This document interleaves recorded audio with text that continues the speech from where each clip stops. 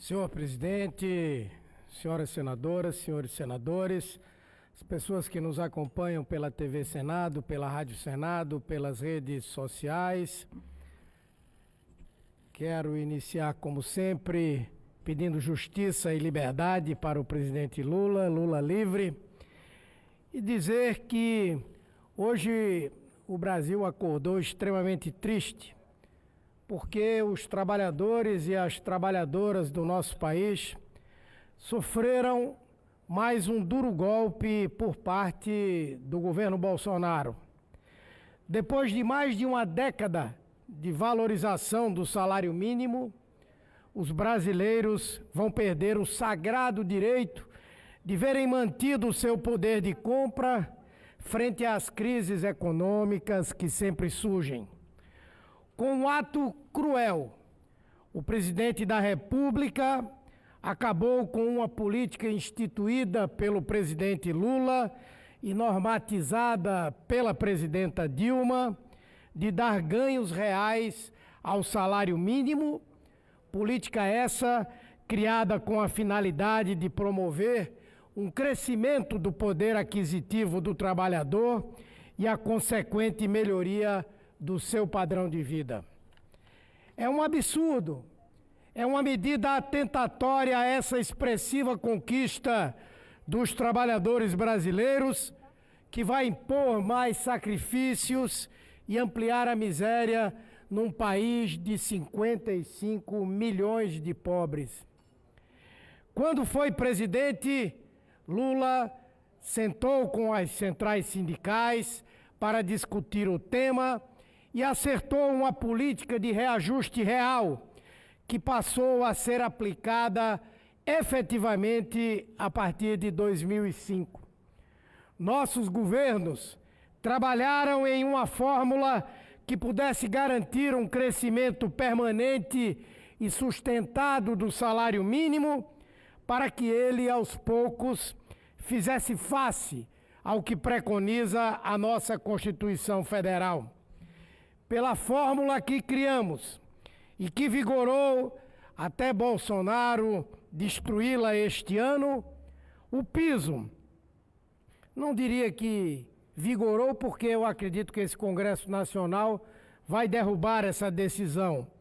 O piso era corrigido pela soma dos índices de inflação do ano anterior e do crescimento do Produto Interno Bruto de 2 anos antes. Isso garantia um ganho sensível ao trabalhador acima dos níveis da inflação. Quando assumiu a presidência da República, a presidenta Dilma transformou essa política em lei, assegurando aos brasileiros que essa conquista não poderia ser retirada sem que houvesse uma decisão do Congresso Nacional e muito menos por uma simples canetada. E nós votamos essa matéria aqui e alegamos ao Brasil. E agora vem Bolsonaro querer arrancar dos brasileiros uma vitória dessa magnitude. Os dados do Departamento Intersindical de Estatística e Estudos Socioeconômicos, o DIEESE, demonstram que, graças a essa política de Lula e de Dilma, o salário subiu de 2005 a 2019 283%, ao passo que a inflação, no mesmo período, foi de 120,2%. Ou seja, um trabalhador, uma trabalhadora, um aposentado ou aposentada que recebe o piso do INSS ganha hoje, graças a Lula e Dilma, o valor de R$ 998. Mas, se essa regra que Bolsonaro assinou valesse desde lá de trás, estaria ganhando atualmente só R$ 573. Vejam que diferença, de 998 para 573. Ou seja, o trabalhador teria perdido pelo menos R$ 425 por essa regra de Bolsonaro. O salário mínimo estaria hoje em R$ 573. É importante que cada brasileira, cada brasileiro entenda o fundamento disso que estamos trazendo.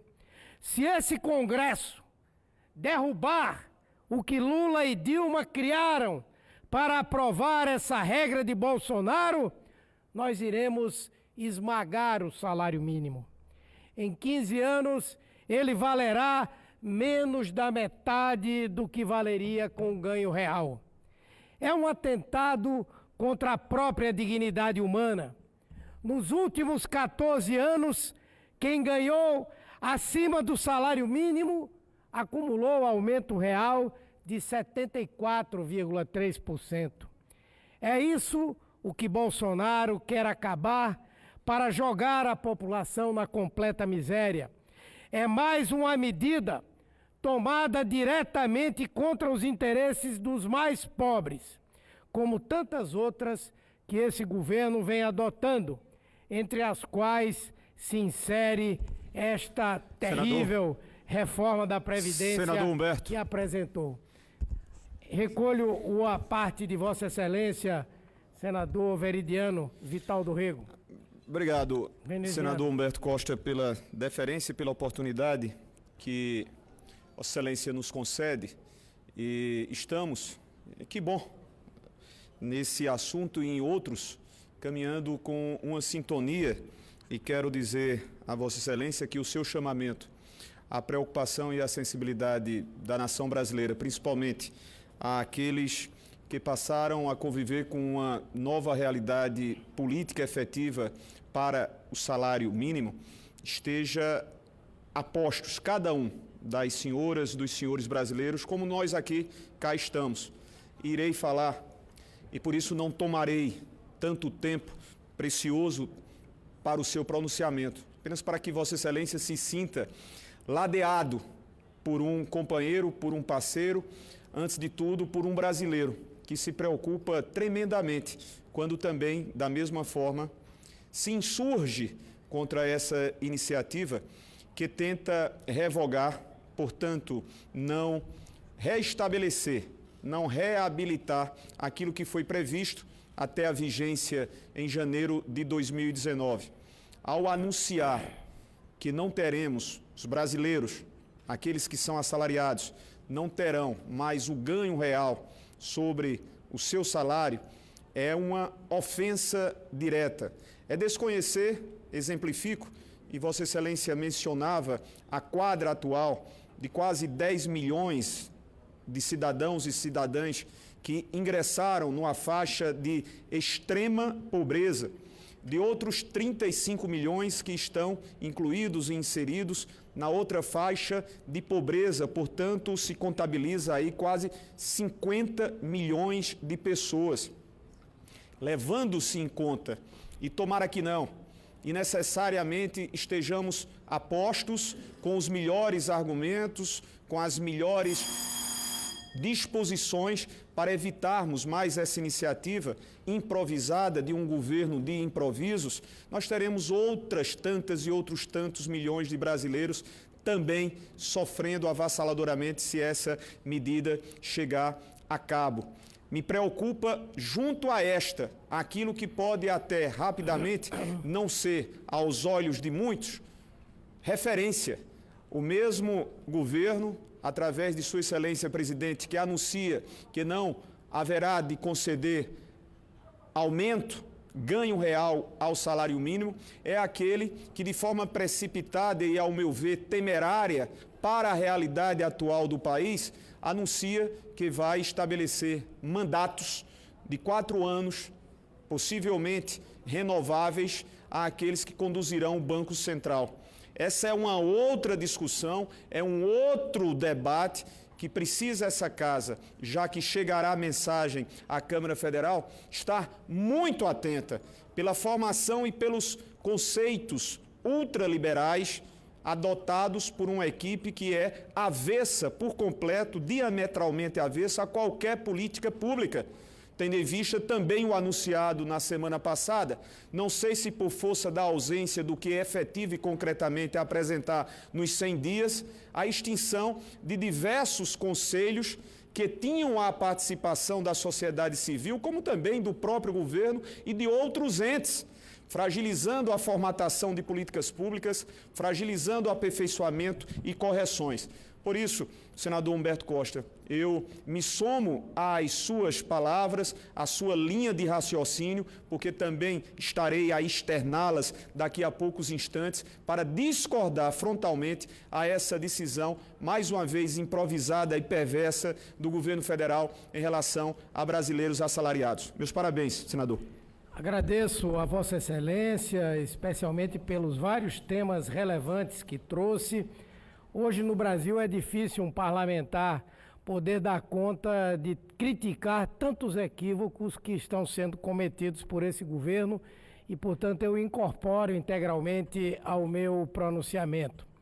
Então, é inaceitável, é incabível que uma medida dessa natureza seja aprovada aqui em prejuízo de cerca de 48 milhões de brasileiros que recebem a remuneração mínima no país.